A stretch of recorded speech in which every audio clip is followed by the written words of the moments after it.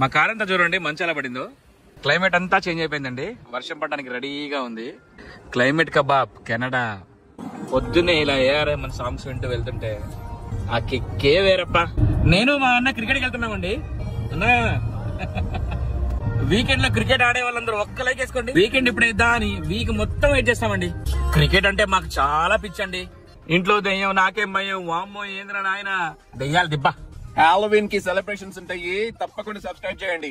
మన వీడియోస్ చూస్తారు కానీ లైక్ మాత్రం చేయరన్నా, ఎందుకంటే మనం ఎక్కడ ఫేమస్ అవుతామో అని. ఈ క్లైమేట్ కి గ్రౌండ్ కి ఆహాహా ఏమన్నా సెట్ అయింది అసలు.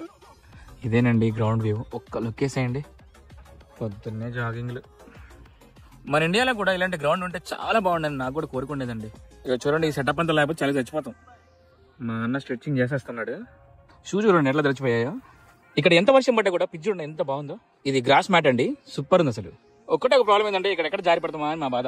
చూడండి మా వాళ్ళు 115 టార్గెట్ ఇచ్చారు, మా బ్యాట్స్మెన్స్ వెళ్తున్నారు అనమాట. ఫస్ట్ మ్యాచ్ ఓడిపోయామండి, సెకండ్ మ్యాచ్ కోసం రెడీ అయ్యాము. మ్యాచ్ అయితే ఓడిపోయామండి, ఎక్కడ తినాలని ఆలోచిస్తున్నాం. మనోడు మంచిగా ఒకటి ఎక్కించి మంచి డాన్స్ లో ఉన్నాడు. 2 మ్యాచ్లు ఓడిపోయిన తర్వాత ఇంటికి వెళ్ళిపోతున్నామండి. కానీ ఓడిపోతే ఆ బాధ ఉంటది కదా, మామూలుగా లేదు. అందుకే ఈ బాధలో మటన్ బిర్యానీ తినడానికి వెళ్తాము. ఈ సిరీస్ లో మాత్రం ఓడిపోయాం గానీ మీ సపోర్ట్ ఉంటే మేము తప్పకుండా నెక్స్ట్ సిరీస్ లో గెలుస్తాము. ఇంతసేపు మా వీడియో చూసినందుకు చాలా చాలా చాలా థ్యాంక్స్ అండి.